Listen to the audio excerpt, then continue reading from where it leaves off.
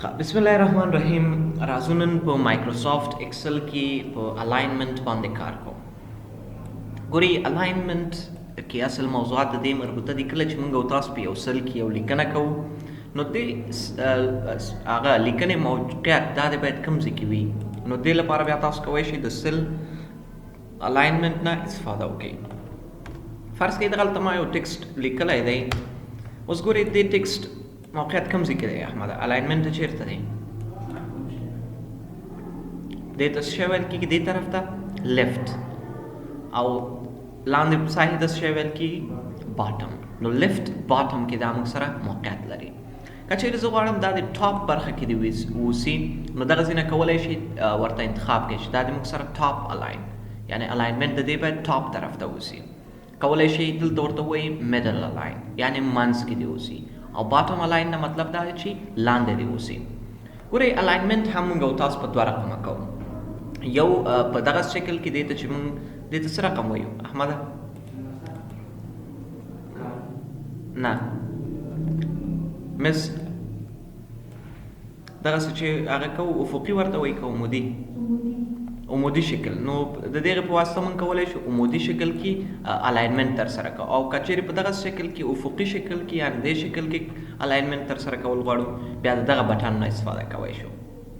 د دغه بټن نه. که چېرې بیخي منځ ته راوړل غواړئ نو دغه بټن نه کولی شئ استفاده وکړئ. هم دغه دواړه هغه که بیخي به منځ ته راځي، یعنې دې په واسطه د عمودي شکل کې او د لاندني په واسطه د افقي شکل کې ته کولی شي الاینمنټ خپل جوړ کړي. پوه شئ په دې باندې. بل کله چې هم موږ او تاسو یو لیکنه کوو، که چېرې غواړو د دې ډایرکشن یا اورینټیشن چینج کړو نو کولی شو دغلته د اورینټیشن نه استفاده وکړو. ګورئ انګل او کلاک وایز دغه شکل کې به تاسو سره دا ټکسټ راځي، یا هم تاسو کولی شئ انګل کلاک وایز داسې شکل کې راوړئ، یا هم ورټیکل ټکسټ اپ د پورته طرف نه به لاندې طرف ته ستاسو ټکسټ راځي. اکثره وخت موږ دا هغه وخت کې استعمالوو کله چې ځای موږ سره لږ وي، بیا د دې طریقې نه استفاده کوو. او همداسې تاسو کولی شئ دغلته ورته ووایئ چې روټیټ ټکسټ اپ، د لاندې طرف نه یې څه کړه پورته طرف ته یې ویسه. همداسې تاسو کولی شئ روټیټ ټکسټ ډاون، د پورته طرف نه دی لاندې طرف ته راشي. دا موضوع غالبا تاسو په ورډ کې ویلی هم. بل تاسو کولی شئ فارمیټ سل الاینمنټ ته راشئ، دغلته کولی شئ د خپلې خوښې مطابق داسې ورته انګل انتخاب کړئ، یا یې پورته طرف ته ویسه. د لاندې طرف نه به ګورئ اوس پورته طرف ته داسې ټکسټ ځي، یا زه وایم خپلې خوښې مطابق زه وایم چې پورته طرف نه داسې لاندې طرف ته راشي. نو په دغه طریقې هم تاسو کولی شئ دې نه استفاده وکړئ. په دې خو پوه شئ څه مشکل خو به نه وي. بل موږ سره ګورئ کله چې موږ او تاسو پښتو لیکنه کوو په ایکسل کې نو موږ او تاسو کولی شو د لیفت ټو رایټ او رایټ ټو لیفت نه استفاده وکړو. لیفت ټو رایټ نه مطلب څه دی؟ انګلیش لیکنه چې کله کوو، او رایټ ټو لیفت کله چې پښتو لیکنه کوو. خو په ایکسل کې دا موضوع موږ سره بیخي ختمه، ځکه ایکسل کې موږ سره دغه یو آپشن شته دی د کنټیکسټ په نوم، کنټیکسټ، چې دې په استعمال سره که چېرې ته اوس ګوره زه راغلم پښتو لیکنه مې وکړه، پښتو لیکنه له دې طرف نه شروع شوه، او که چېرې زه همدې کې زه داسې کار کوم چې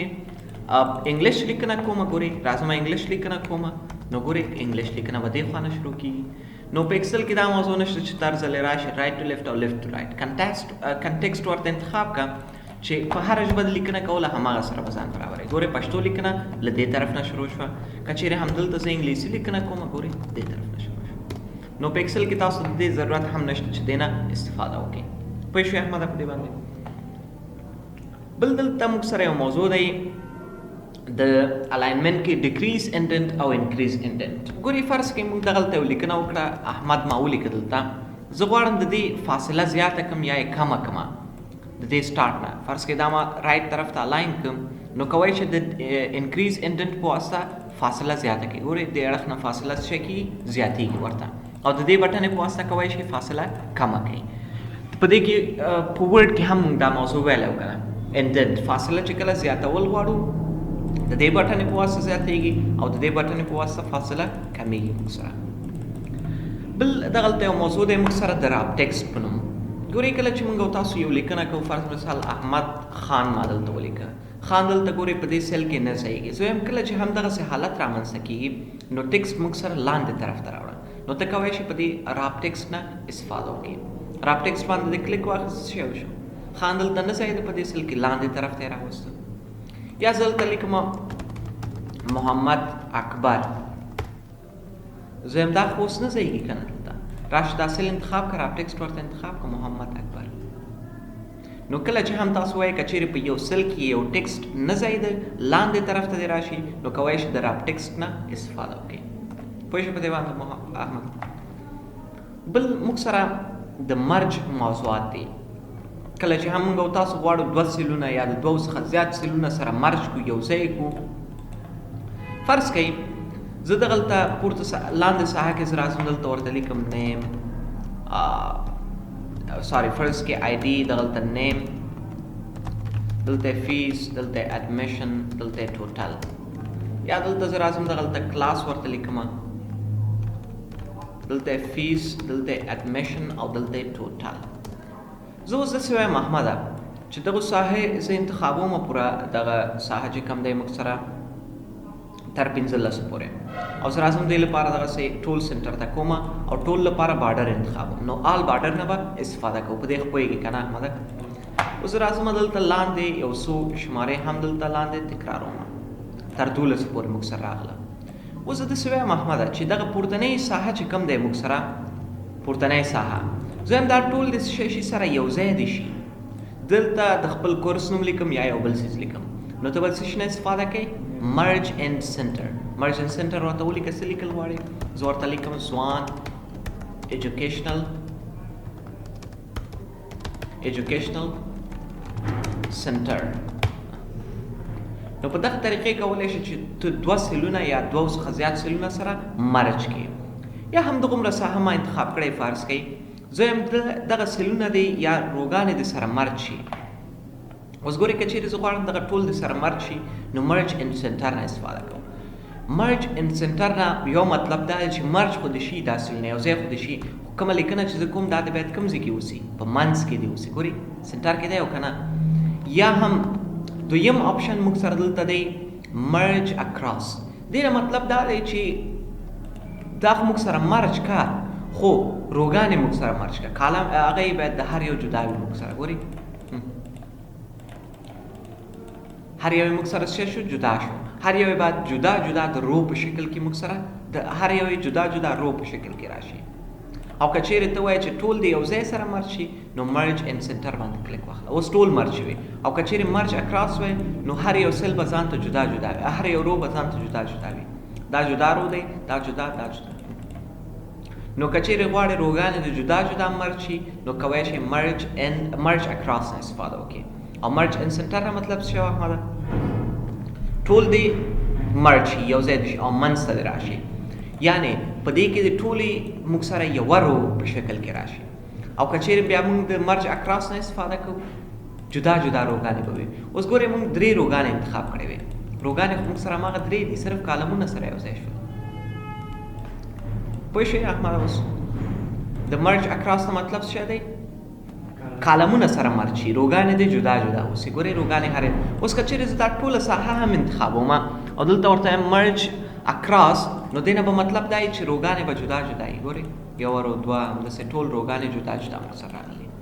او که چیرې موږ ورته ویلی چې مرج اینډ سنټر روګانې او کالمونه دواړه سره مرج شوي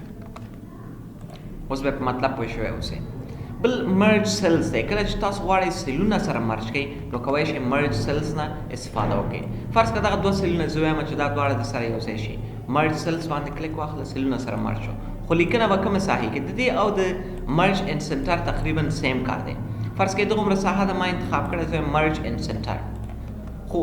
مرج اینډ سنټر نه مطلب دا چې سره یو ځای شو خو لیکنه به کوم ځای کې لیکل کېږي منځ کې او که چیرې ته ورته مرج سیلز انتخابی سوري فرض کړئ دغه موږ مرج اینډ سنټر بیخي لرې کې مرج سیلز ما ورته ویلی اوس لیکنه کوم ځای نه شروع کېږي لیفټ طرف نه شروع کېږي نو کله چې غواړئ چې لیکنه بیا د سنټر طرف نه شروع شي مرج ان سنټر او کله چې غواړئ لیکنه د لیفټ طرف نه شروع شي مرج سیلز نه استفاده کوئ بل دلته یو موضوع دی موږ سره د ان مرج سیلز اوس دا سیلونه موږ ټول سره یو ځای کړي که نه زه هم بېرته جدا کوم نو دې لپاره راشه ان مرج سیلز باندې کلیک واخله ټول سره جدا شو ټول سره جدا جدا سیلونه شو زه راځم ټول لپاره بارډر انتخابوم فرض کړئ دغه عمره هغه دی زما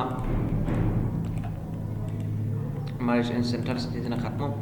دغه عمره ساحه دی ما دغه عمره ساحه دې ځینې څه شی کړه مرج کړه زه ورته یم مرج اکراس ټول مې مرج کړه سره اوس وایم بېرته د جدا شي سره راشه دغلته انمرج سیلز ټول به سره جدا شي یا دا ټوله ساحه ما انتخاب کړې او مرج ان سنټر ته مې کړه انمرج سیلز باندې کلیک اخلم ټول سره جدا شو نو کله چې د سیلونه جدا یو ځای کړل بیرته جدا کول غواړي نو د څه شي نه استفاده کوو احمده انمرج سیلز نه استفاده کوو په دغه موضوعاتو کار وکړه سبا به انشاءالله په نمبرز باندې کار وکړو صحیح ده نن لپاره بس دی او تاسو ته ما پیسټ کې موضوعات ویلي وو هغه به همدا نن ماته ښایي ټول صحیح ده همدا نن به یې ماته ټول پوښتنې درنه کوم زده دې باید وي زده